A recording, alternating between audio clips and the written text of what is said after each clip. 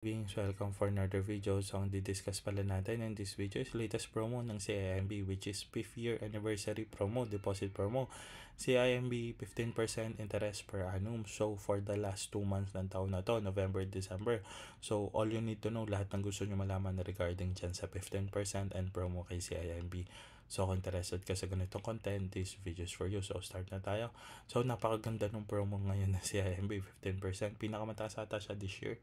So, napakataas nito compare sa ibang mga traditional bank, commercial bank, digital bank, rural bank. So, i-discuss din natin yan later. May comparison din tayo. So, ito. So, 15% per annum or per year. So, baka kasi iniisip ng iba per month yan, per 15%.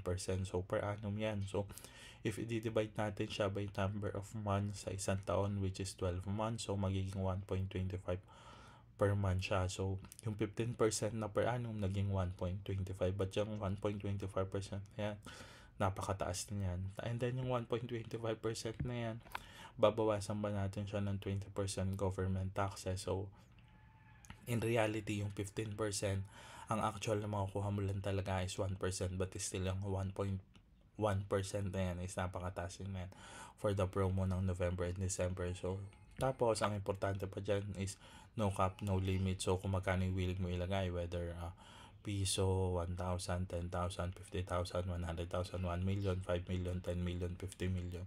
Kung magkano yung may trust ka or willing kang ilagay or trusted kang ilagay yung hard-earned money mo or yung pera mo sa CIMB. But of course, yung PDIC 500k lang yung secured or insured. So, any more than 500k or kapag may joint account ka, so kalahati ng joint account mo, so pwede maabot yun ng 500k to 1 million or kung gaano kalaki yung joint account na nakadeposit mo sa isang bank. So, bakit natin siya nasabing malaki? So, ito. So, kino-compare natin dito yung CIMB na 15% per annum compare sa BPI, BDO, Metrobank, yung normal rate nila pagdating sa bangko. Actually, meron sila mga 0.1, 0.2, pero kadalasan ng account or savings account nila is nagre-range lang talaga sa 0.0625. So, imagine sa CIMB, kahit 2 months lang yan, na 15% per annum. Kung i-compare siya kay BPI, BDO, and Metrobank, nasa times 240%. So, nasa times 240 siya. So, sample, pag naglagay ka ng pera kay CIMB, makakakuha ka ng 240.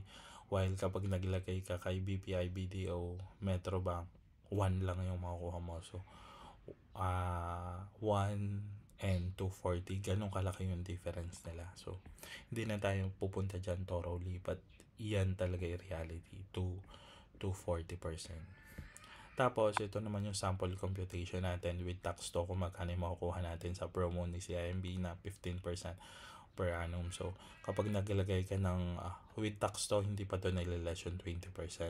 Na tax i-less yun na lang dyan sa computation. Pero, para magkaroon talaga kayo ng idea with tax na kung magkano talaga yung 15% interest rate. So, 1,000 daily makakakuha ka ng 0.41 in 30 days or 1 month is 12.4 pesos.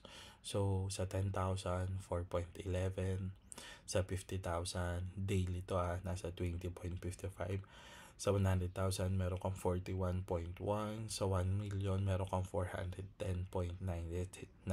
So, malapit na siya sa minimum wage. So, kapag meron kang 5 million, makakakuha ka daily ng 2,054.79. Kapag meron kang 10 million, makakakuha ng 4,109.50. But still, 500k lang yung cover ng PDIC. At kung meron kang 10 million, marami pang ibang model or marami pang way para kumita ng mas malaki. But still, digital bank, ilalagay mo lang yung hard-earned money mo. So, hindi ka nakikilos.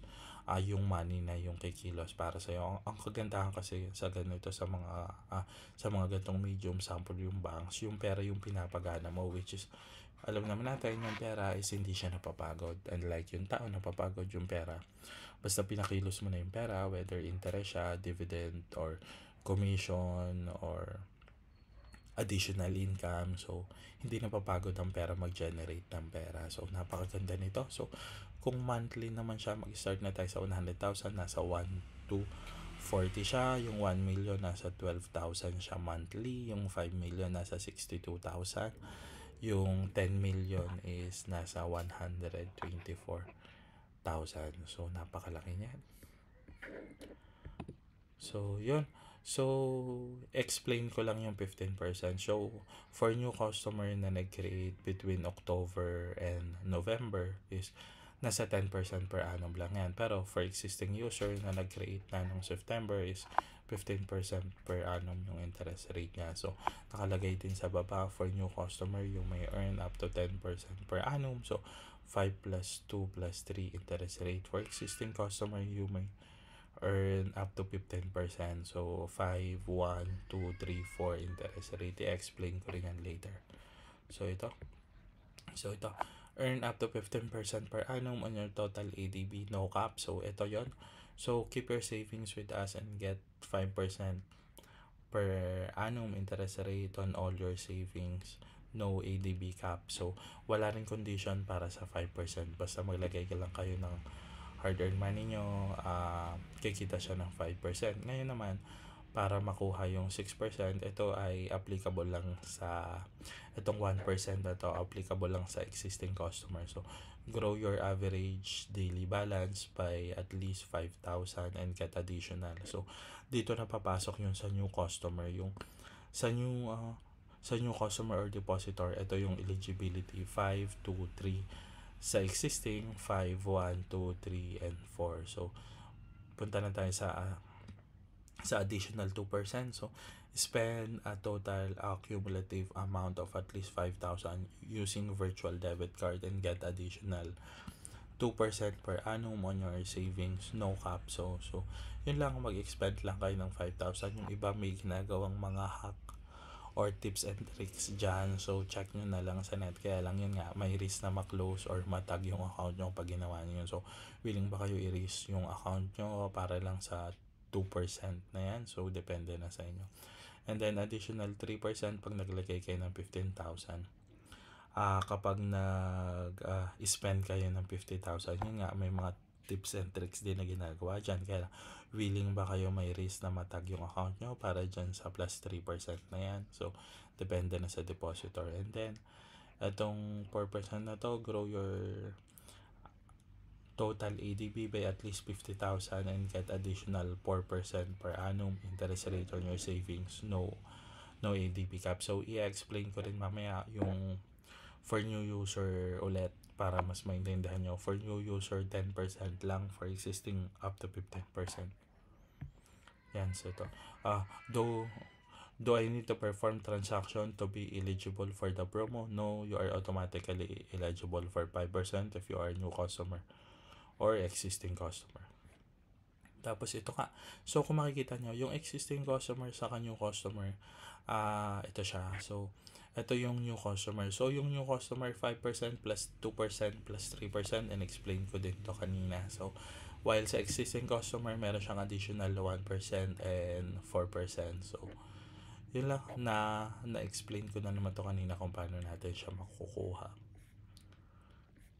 And then, yung payout naman, the additional interest reward earned will be credited to eligible participant. CIMB Bank PH less than 20% withholding tax within 14 business days. So, business banking days to. So, before, ang kinokonclude natin is after 14 days after matapos ang promo, no? After 14 business banking days. Tapos, ang makukuha nyo sa first day of the next month is 2.5 or 2.6% lang, while yung remaining doon, sample 12.5% na remaining, 14 business banking days nyo siya makukuha at hati-hati siya, depende sa promo depende sa interest na nakuha nyo. So, sample 2.5% or 2.6% sample ngayon November sa December 1, and then yung remaining nun 14 business banking days after December 1, hati-hatiin yan. So, yung kulang yung kulang sa 5% nun 2.5 or 2.6, and then 1%, 2%, 3%, 4%. So napakaraming computation ni CIMB regarding dyan. So medyo nakakahilo tignan sa start, pero kapag nasanay na kayo na makareceive ng interest rate kay CIMB, napakadali na yan.